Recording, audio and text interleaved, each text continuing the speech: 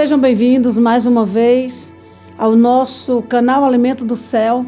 Você inscrito ou não inscrito, seja bem-vindo. E eu quero trazer para a nossa meditação nesse momento, na carta aos Romanos, capítulo 5, versículo 20. Abra sua Bíblia em Romanos, capítulo 5, verso 20. E diz o seguinte: a lei foi dada a fim de que todos pudessem perceber os seus pecados. Entretanto, onde o pecado surgiu em excesso, a graça foi ainda mais abundante. Que versículo lindo. Em outras versões está escrito, né? Aonde abundou o pecado, superabundou a graça, dá na mesma, né? A mesma coisa. Só são sinônimos. Queridos, nós sabemos que no Antigo Testamento fala muito sobre a lei. Não podia isso, não podia aquilo, não podia tanta coisa, era tanta restrição, era tanta regra. E a lei judaica é uma lei assim, as leis judaicas, né? Eram cheias de muitas regras. Mas a lei falava, né, sobre a matança, não podia comer certos tipos de animal.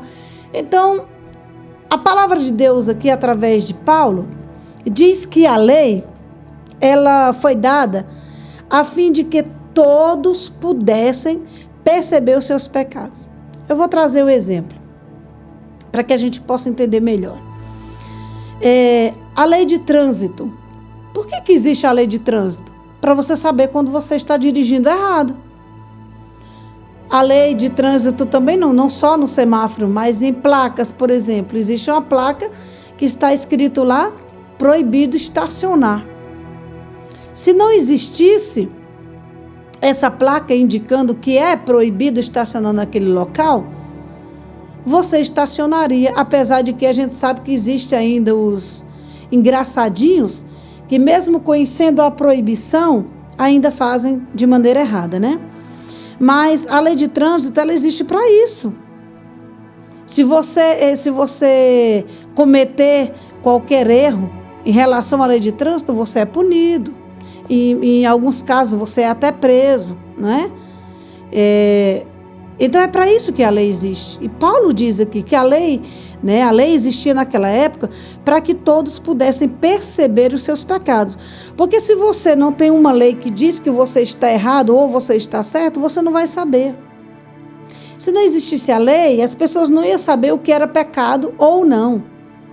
Aí Paulo chega e fala assim, olha, entretanto, onde o pecado surgiu em excesso, a graça foi ainda mais abundante. Queridos, a lei era necessária para as pessoas saberem realmente onde elas estavam errando, onde elas estavam pecando. Existem os mandamentos aí que são as leis de Deus, né? Não adulterarás. Por que está escrito não adulterarás? Para você saber que adultério é pecado. Não matarás. Quando você vê não matarás, é uma ordem de Deus, é uma lei de Deus. É para você entender que matar, tirar a vida de alguém é pecado. Mas quando Jesus veio para cumprir toda a lei. Lá em Romanos, diz, aqui no livro de Romanos, né, na carta aos Romanos, eu não lembro qual capítulo, que diz que Jesus veio. E ele cumpriu toda a lei. A lei, ela foi até Jesus Cristo. Dali, acabou. Não existe mais aquele tanto de regras. Porque Jesus veio para cumprir e ele cumpriu. Para que eu e você não precisássemos mais cumprir. Porque a gente não ia ter condições de cumprir aquele tanto de regra, aquele tanto de lei que existia. Aí Jesus veio e trouxe para nós o quê? A graça. E o que é graça? É favor imerecido. Eu já falei aqui em um vídeo que graça é eu receber aquilo que eu não merecia. Favor de Deus. Às vezes a gente faz um favor para alguém, esse alguém nem merece, né? Mas a gente faz. Por quê? Porque a gente é humano, porque a gente é do bem, porque a gente ama essa pessoa. Então, queridos, o pecado surgiu em excesso. Onde o pecado surgiu em excesso, a graça foi ainda mais abundante. Ou seja, maior do que as regras, maior do que a lei, foi a graça de Deus sobre as nossas vidas. Maior do que todas as regras, todas as leis, foi o favor de Deus, foi o sacrifício de Jesus.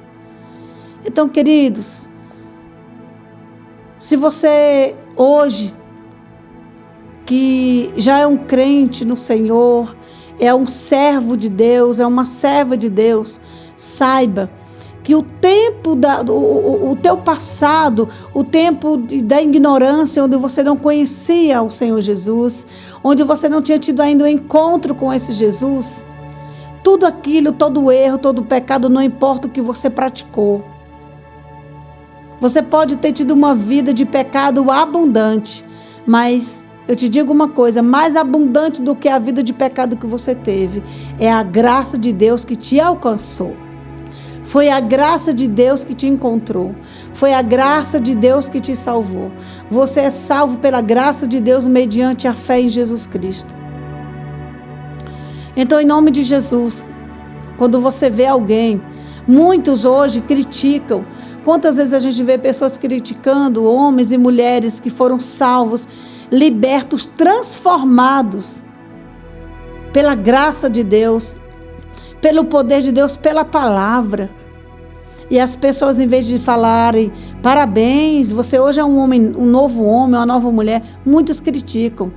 Muitos abrem a boca e dizem assim: agora fulano só quer ser santo.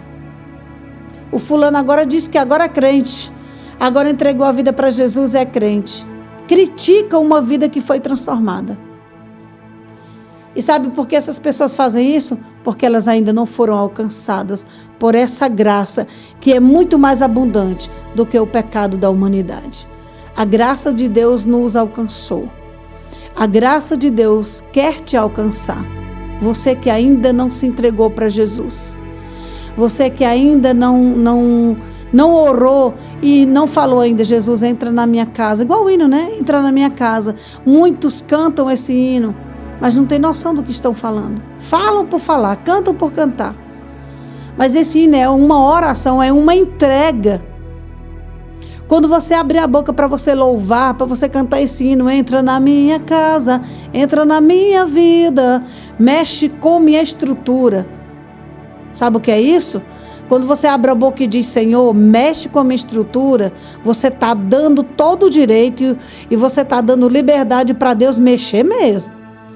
Para Deus te transformar, para Deus te torcer, te moldar e deixar do jeito que Ele quer.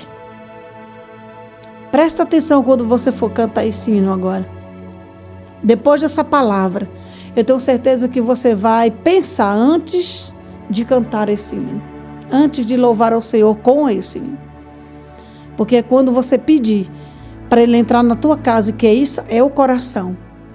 E a tua casa também, onde você mora.